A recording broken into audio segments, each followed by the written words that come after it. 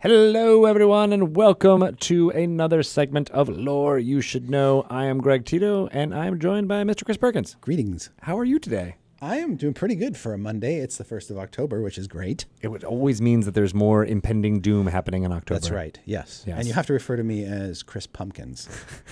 Not Chris S. Pumpkins? Are you okay with me and Pelham putting on skeleton costumes and doing that sketch for you? Jesus, wow. yeah, that's, yeah. All right, well, we'll do that on a separate segment. Okay, great. Today, we're going to talk about Undermountain in Lore You Should Know, which is where we delve into all kinds of things about D&D lore that you can use for your thing. And Undermountain's got a long storied history, doesn't it? Yeah, but why are we talking about it, Greg? What is the timing here? It's almost as if there's a book called Dungeon of the Mad Mage that is on the horizon. Yes, the Mad Mage being none other than Alistair Blackcloak. Exactly. Yep. And so does Who he we've talked about previously. We have. Yeah. Yeah. So look that up if you guys haven't seen it, and we'll try to put it in the notes. But did Alistair Blackcloak create Undermountain? He did not, but he has taken stewardship of it. And has been there long enough that he and the dungeon are sort of bound together forever. And he came to Undermountain, as many crazy wizards do, in the quest and search for greater magic, greater power. And whatever he found down there obviously was great enough that he decided to make it his residence. And he lives down there still, even though hundreds of years of his life have passed. Did he? What was in that Undermountain that drew him? So there's a certain je ne sais quoi, a sort of a magical allure to the place that draws beings to it, like moths to a flame. And he was not immune, and other adventurous sorts have not been immune.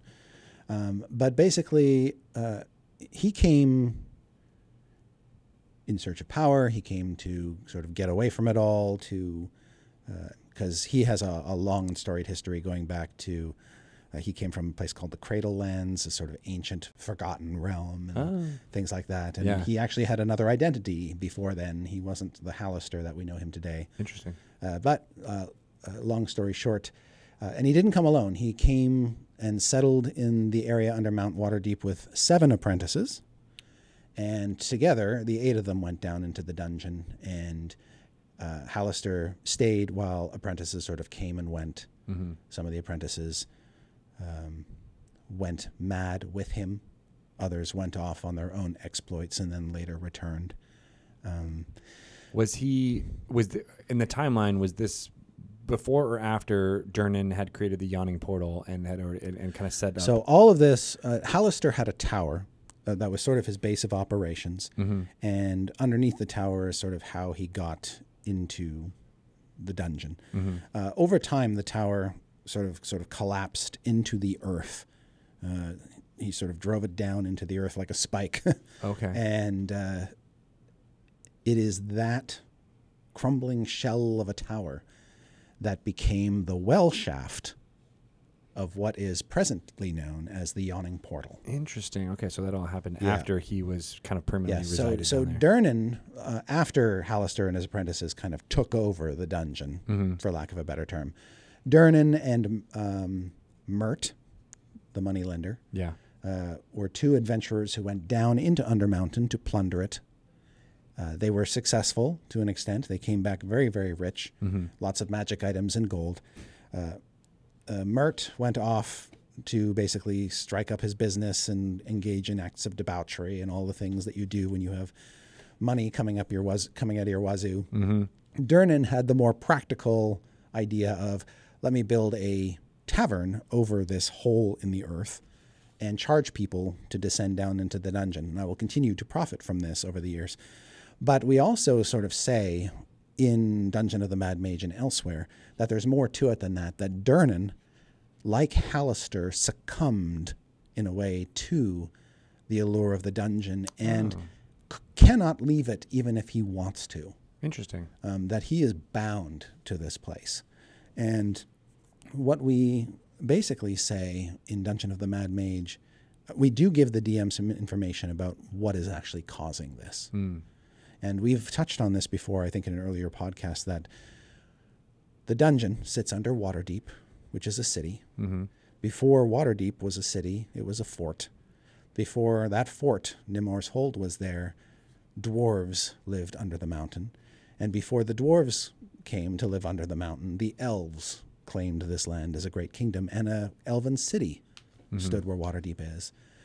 When the elves wiped that city away, they basically erased it, removed all signs of their presence. That magic that they used created a knot in the weave. It happens with super, super high-level magic, and that knot has never become undone. And it's that tangling of the weave that allows Alistair was able to tap into that and allows him to do things like reshape the dungeon. But it has also affected his mind. And Durnan and others like him have also been touched by this knot in the weave and are sort of magically tangled up in it, but you can't really know that. And not everybody who goes down into Undermountain experiences this effect. Is it usually tied to spellcasters or people who are... Not even. It's sort of like you're walking through an old house and you know there's that one creaky floorboard. Yeah. You have an X% chance of stepping on it every time you sort of cross this area. Yeah. Durnan stepped on it one time and that's it. And, you know, but other people can go through the hall or, you know, metaphorically speaking, and not step on that. And so they never feel the tug, the persistent tug of Undermountain. And the more you go, the more likely you are to succumb or... Yeah. That makes sense. Exactly. So when Alistair and his apprentices went down there... What did they see? Yes, exactly. Yeah. They saw old caverns and carved out dungeons.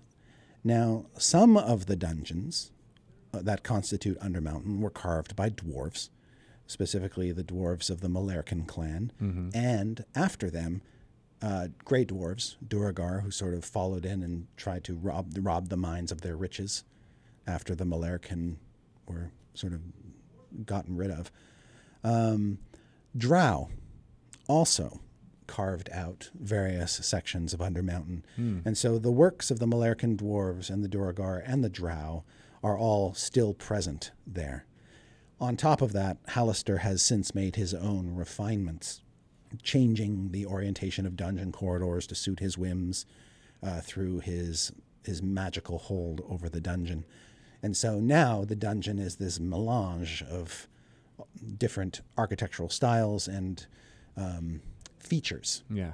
Features that the Malerkin preferred, things that the Drow did customarily in their architecture. It all kind of blends together. Interesting. So what state is it in that the players will kind of find it now? So Undermountain, it's a known thing. People in Waterdeep are well and truly aware that they live in a city on top of a big scary dungeon. And they know the primary route that you get to the dungeon is through the Yawning Portal. Now, the dungeon parts of it have been extensively explored over the years, but Alistair's continued presence means that you can't necessarily bank on what other people tell you about what lies down there, because it's not a static dungeon. Its occupants can change, its configurations can to some extent change. Now, previous Undermountain products have delved into the uppermost levels quite extensively, and Dungeon of the Mad Mage revisits them to an extent. And so those are kind of better known. The top level, which doesn't have the most imaginative name. It's called the dungeon level. Oh, the dungeon level. But if you're in Waterdeep, that's probably what you'd call it. Right, because it's where most people who go into it, that's the only, that's as deep as they go, right? Pretty much. That's the first and last level of the dungeon they ever get to see. It's filled with corpses as far as the eye can see. Yeah, I'm sure Alistair does some cleaning up, but yes, it is a well-traveled level, and many of its rooms are well enough known that, you might hear about them talked about in tavern gossip and what have you. Hmm. And over the years, in various products, we have revisited those familiar rooms over and over and over again, and in some cases introduced minor changes just to reflect the passage of time between editions. Because right now in the current edition, we're sitting in the area of like 1488 to 1492 DR. Mm-hmm. When Ed Greenwood first sat down to create Undermountain for the Undermountain box set, the year was like 1369. So he was presenting the dungeon in that time. Got it. When we revisited Undermountain in 4th edition, in a book, a 96-page book called Halls of Undermountain, a lot of that had to do with exploring the first level of the dungeon. And we introduced a few evolutionary changes to some locations. Like we sort of presumed that, a hobgoblin warlord has moved into the dungeon. And so here's the section of the dungeon that this warlord has taken over. Yeah. That kind of thing. We continue to do that with the Mad Mage. One of the elements that we've introduced that's new to the level, amid the sort of things that people who have read the first level of the dungeon before would be familiar with, we've added a few surprises. New inhabitants. But really the dungeon level at its core is meant to be kind of your archetypal D&D dungeon. Oh, okay. That which makes is, sense. it's rooms linked by tunnels, and you might have to break down a few doors and find a few secret doors, and you'll see some miscellaneous monsters scattered around. You'll see the remains of dead adventurers who didn't get very far. Right. And That's some- cool. So it almost yeah. can feel like, okay, this is what dungeon means when we say Dungeons and Dragons. Exactly, But then yes. as you go farther, things Precisely. get changed and Yes. different. And So we're really kind of with the first level just basically saying, this is the dungeon that kind of meets your expectations. And you'll see a few things in the dungeon that will point you to stuff that you'll find deeper down. oh, okay. Just little things. For instance, I'm not giving anything terribly away, that you might find the survivor of an adventuring party whose other party members are scattered Oh, neat. in other areas of the dungeon. And then they can give you all kinds of information. Yeah, You can and- trust or not yes, trust based on exactly, that. Right. exactly, That's yeah. super neat. Or maybe it's sent by Alistair himself. Right. Like all kinds of crazy things. Exactly. That's That's fun. the other thing that, and this is not only true of the first level of the dungeon, but it's something that we picked up on in readings of other versions of Undermountain, is this sense that Alistair is ever present, even when he's not. Which is to say, there are things in the dungeon that tip you off or remind you who the owner of the house is, like pictures on a wall in your own house, right? If a burglar were to break into your house, they would see pictures of you and your family and all that, and they'd see mementos of your trips to wherever and your album preferences. Did I say album? Are those the things still? Nobody has albums anymore. Exactly. Okay. Of course, my house is mostly Right. D&D miniatures. DVDs and all the signs of who you are Yeah. are everywhere. Right. Same thing in Undermountain, is you get all these signs or cues of who the owner of this place is. Right. And does Alistair spend a lot of time on the first level, or is he, That's a is very he good omnipresent? Like, how does it feel? His omnipresence, even though he very rarely visits every level of the dungeon anymore, his omnipresence is felt in kind of like in 5th edition, mechanically, how we'd use lair actions and things like that. Oh, I see. Where one of the things that you'll probably encounter on the first level is one of his magical sensors, which are these floating eyes. They were first described in the original Undermountain box set by Ed. Oh, cool. Basically, these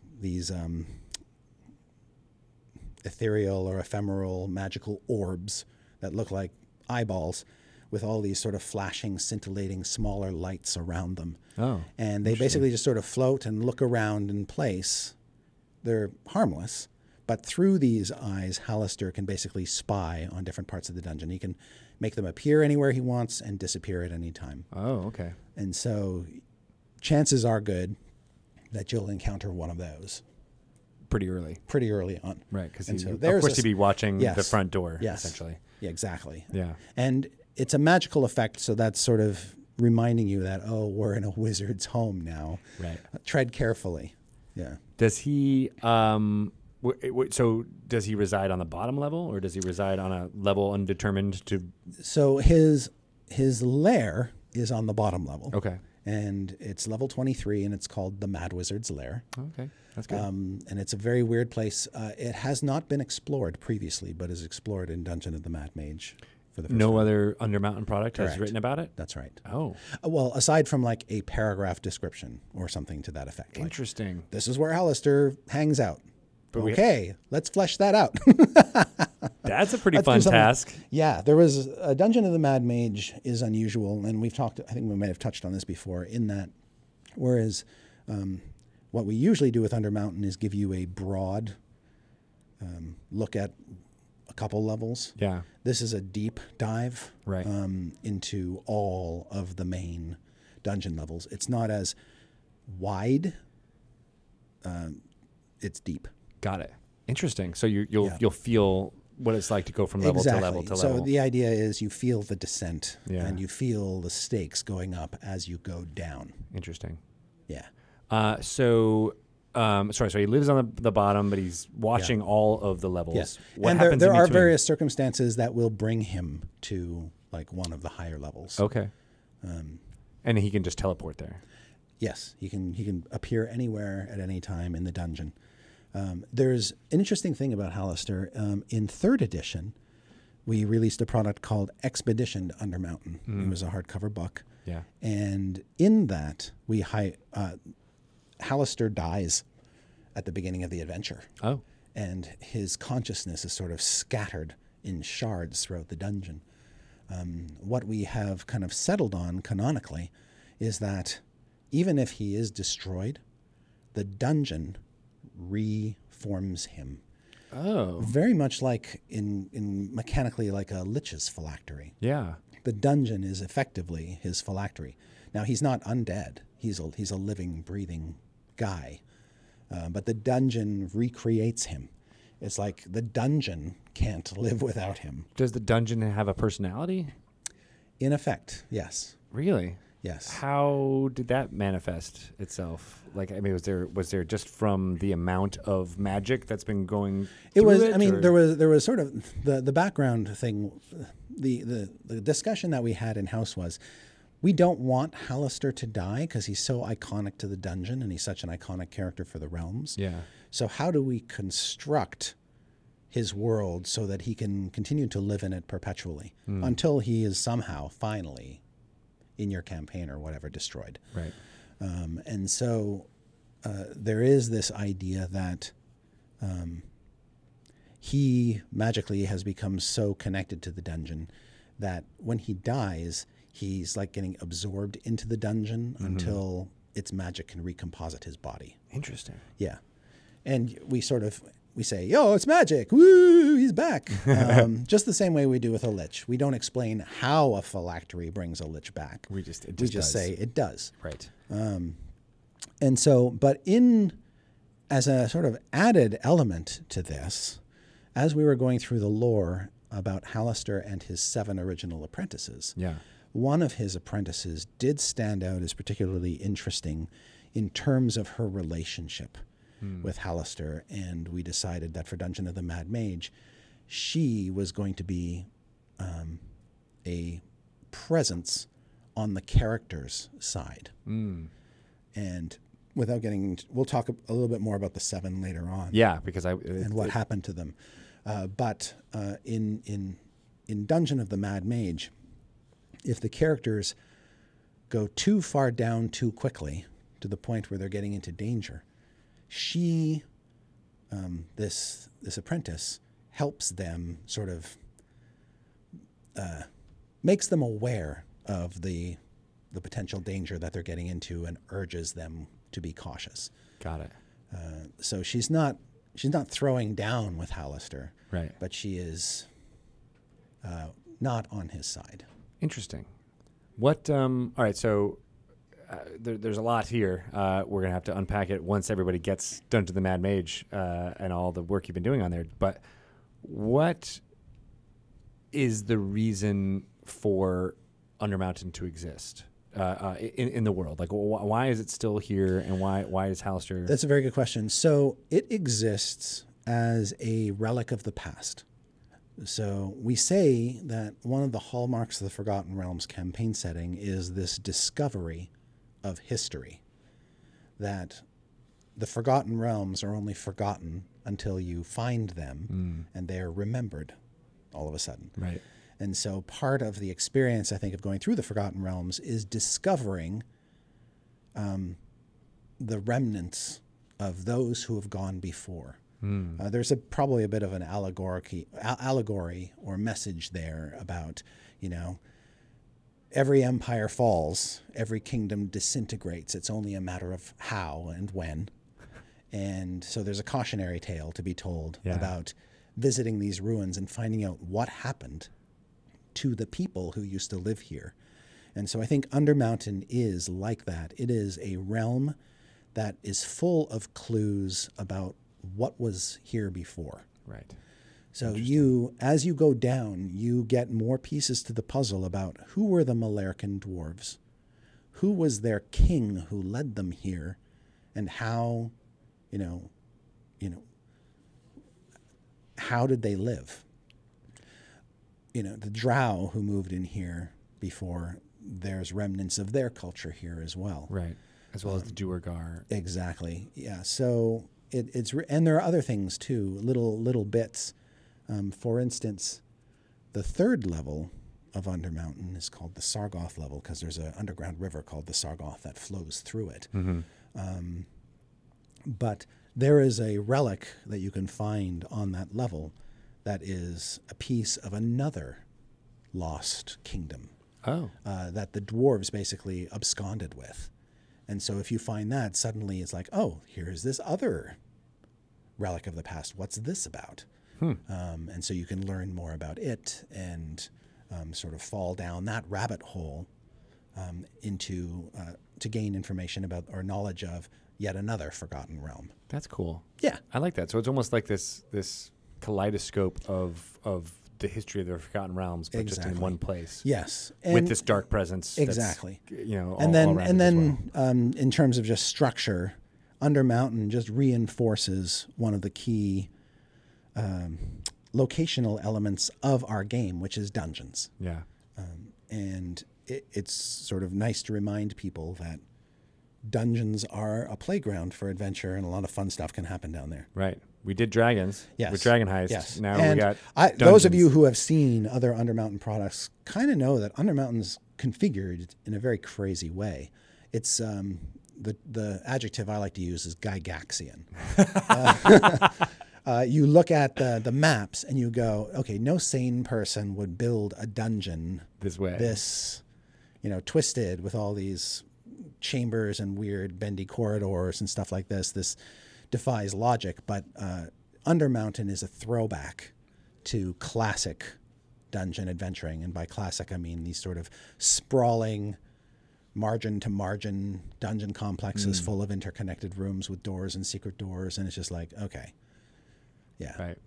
That's cool. Yeah. And this is actually, the way you described it makes sense why that would be, even though it's nonsensical, correct. You can understand how it was built and how it was evolved over time. Now, one of the challenges of a dungeon of this magnitude and a dungeon of this depth is it can get tedious if you just deliver the same things all the time, which is why when we were developing this product and we were looking at doing every level in some detail, we wanted to look through the past lore and really kind of pick at what made each level stand out thematically. So in a way, each level of the dungeon is a dungeon ecology in and of itself with its own themes, its own tone, its own feel, so that as you go deeper down, you're not getting bored because you're constantly discovering that the dungeons, your expectations of the dungeon are changing. Interesting. As the dungeon changes. And you teased, and this might be a good way to end, but you teased on Twitter one of the chapter opening images. Right. Of a mind flayer in pirate garb. Yes, kind of Victorian pirate garb. Exactly. And I don't think anybody thought they were going to encounter a character like that in Undermountain. Yes. I think it's safe to say that Undermountain will challenge your expectations about what you would expect to find in a dungeon. Yeah. Part of it because of its age, and it's part of it because of its pedigree. Part of it because Alistair's a strange bird, and he attracts strange things. Fascinating. Yeah. Yeah. All right. Well, we're going to delve into a bunch of the topics that we kind of glossed over here, including the apprentices, as well as a little bit more on some of the levels on future segments. But I think that's a pretty good overview. If you would like to ask Chris Perkins everything and then he won't tell you the answers, or at least maybe do it in a jokey way, how can people get in touch with you? I am on Twitter at ChrisPerkinsDND. Excellent. And you can follow me at Greg Tito, and I might be able to bug him to answer some questions, maybe on this here Lore You Should Know. Speaking of which, if you have suggestions for topics that you always wanted to learn more about that we could flesh out in a conversation like this, please let me know on Twitter and Chris, and go ahead and use Lore You Should Know as a suggestion topic on Twitter. That's a great way for us to get more ways to talk about all this. So thank you very much, and we'll be back with more next week. All right. I saw everybody in chat being very excited about where this was going, and I think there's many of them that don't know very much about Undermountain. So there's a lot. Good. I'm glad they'll be really surprised. Yes, exactly. So that's cool. But yeah, we're going to record one more segment here, talking about the 7 apprentices. Yes. Or most of the apprentices, and then delve into some detail on 2 or 3 of them. How do you want to label it? Apprentices is probably fine.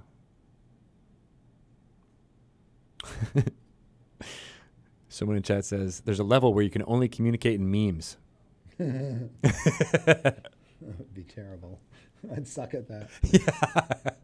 You just basically post GIFs all day long. Body swap level. All right, see, now they're just coming up with good stuff here. That's Tomb of Horrors is where the body swap stuff comes in. Yes. Yes. Yeah. Yes. Not so much this. Let me just do a quick question before we get started, because Ryan's screwing up. Are there rules for characters to get stuck in the dungeon, or is that only up to the DM? Like you can't leave. You can't leave? Yeah. There are places in the dungeon where if you find yourself there, you'll have difficulty to get out. There are places in the dungeon where you might find yourself suddenly teleported elsewhere and not able to get out very easily. But actually just like stuck, like you're just frozen. I don't think so. It's not built to trap people as much. It's built to... You can get trapped. Yeah. But it's not designed as a trap. Got it. To prevent you from escaping. In fact, one of the themes of Undermountain, not only in this incarnation, but in its earlier incarnations, it's the dungeon that you leave and come back again. Right. It's a mega dungeon idea. It's a mega dungeon, and it's built so that you can go down as far as you want, and then if you're careful, retreat back out. Yeah. Now, it's a little bit harder because there are wards on Undermountain that prevent instantaneous travel in and out. Oh. Like you can't teleport into Undermountain or teleport out. So you have to go to you have to go out far enough. You have to go the hard way, which is backtrack or find some other route. Yeah. And I like that too, because it's Expedition to Undermountain. It's that idea that, like, okay, you have to prepare. Right. And in some ways, Waterdeep Dragon Heist prepares players to get them some cash so they can... It is very rare that an entire D&D campaign will transpire in one dungeon or location. So we kind of assume that what'll happen is once they've gone so far and they feel like, okay, we're kind of done with this for a while, let's go off and do something else. Yeah. Let's go to Neverwinter, see what's there. They can always come back to the dungeon and kind of pick up, go back down and fart around. It's a coming and going dungeon, primarily. I love that we're encouraging players to fart around. That's what it's all